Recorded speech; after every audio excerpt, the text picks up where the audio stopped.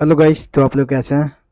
आज इस वीडियो में बात करने वाले हैं वाउचर के बारे में। सारे वाउचर के बारे में बताएंगे कि वाउचर कैसे ओपन किया जाता है, प्लस कौन सा वाउचर कब यूज़ किया जाता है और वाउचर्स के सारे शॉर्ट की क्या है। तो आज स्टार्टिंग करते हैं। सबसे पहले वाउचर ओपन करने के लिए एक होम स्क्रीन हो गया, ठीक है। और होम स्क्रीन पे अगर वाउचर ओपन करना है तो यहाँ पे आपको भी प्रेस करना है, या आपको यहाँ पे देखिए लिखा हुआ वाउचर्स, इस पर भी क्लिक कर सकते हैं, तो आपको वाउचर ओपन हो जाएंगे, ठीक है। सबसे पहला वाउचर होता है F4 कॉन्ट्रा वाउचर। आपको सारे वाउचर्स के लिस्ट आपको इधर दिख जाएंगे, ठीक है। और जो लिस्ट चाहिए आपको तो F10 प्रेस कीजिएगा, तो ये आपको सारे यहाँ पे वाउचर्स का लिस्ट दिख जाएंगे। यहाँ वाउचर्स का नाम है, ठीक है। और इधर आपका वाउचर का शॉर्ट की लिखा हुआ। जो वाउचर हाइड किया हुआ है, जो वाउचर एक्टिव नहीं है, उसको एक्टिव करने के लिए यहाँ पे देख सकते हैं लिखा हुआ है शो इनएक्टिव। इस पे आपको क्लिक करना है।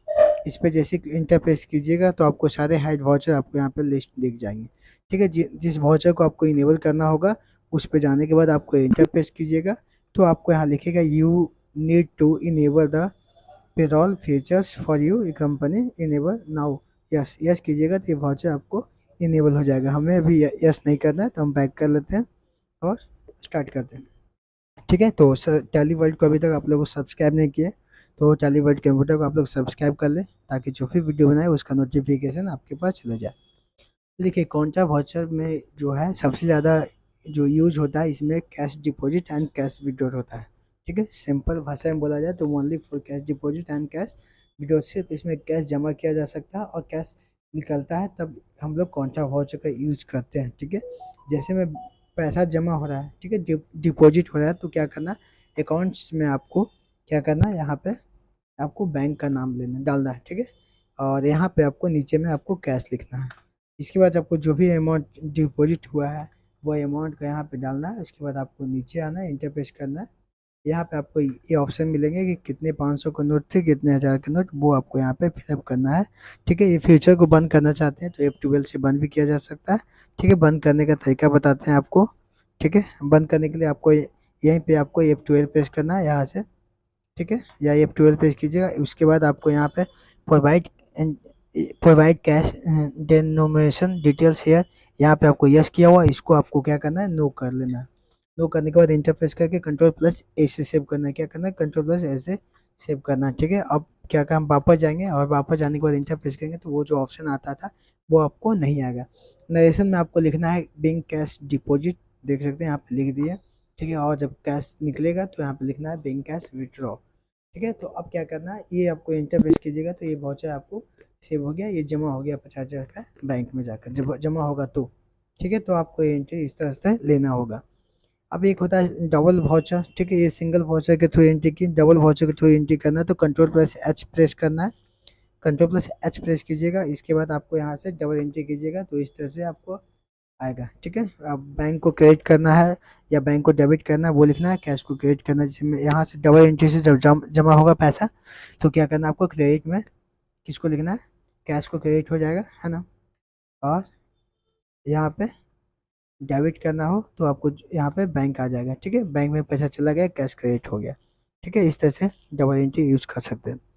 अब आते हैं, तो ये फोर्थ कॉन्ट्रा वाउचर था। इसका यूज होता है कैश जब जमा होगा बैंक में तब यूज करेंगे, या बैंक से कैश निकलेगा तो यूज करेंगे। तो हम सिंगल वाउचर से एंट्री लेते हैं, और जब निकलेगा तो क्या करना है, ऊपर में आपको कैश ले लेना है, और नीचे में जिस बैंक से पैसा विड्रॉ हुआ है, पैसा निकला है, उस वाउचर का यहाँ पे नाम डालना है और एंट्री कर देना है, ठीक है। यहाँ पे एंटर प्रेस करके जाना है, और नरेशन में आपको लिखना है bank cash withdraw, okay withdraw, okay. तो इस तरह से आप एंट्री ले सकते हैं, ठीक है। तो ये कॉन्ट्रा वाउचर का यूज हो गया। अब चलते हैं पेमेंट वाउचर, जिसका शॉर्टकट है F5।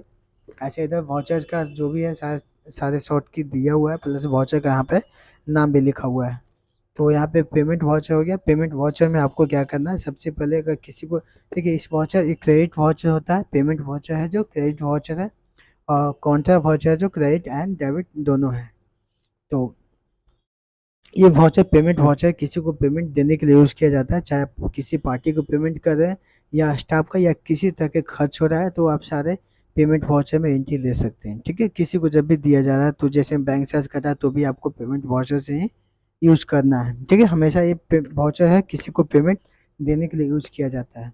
तो ऊपर में अगर किसी को पेमेंट देना है, मान लिया बैंक से देना है तो यहाँ बैंक डालना है, कैश देना है तो यहाँ पे कैश डालिएगा, और इस जिनको देना है यहाँ पार्टिकुलर्स लिखा हुआ है, यहाँ पे आपको उनका नाम डाल देना है। ठीक है, ऐसे करके इसके बाद इंटर प्रेस करके आपको सेव कर देना है। ठीक है, ये पेमेंट वाउचर हो गया।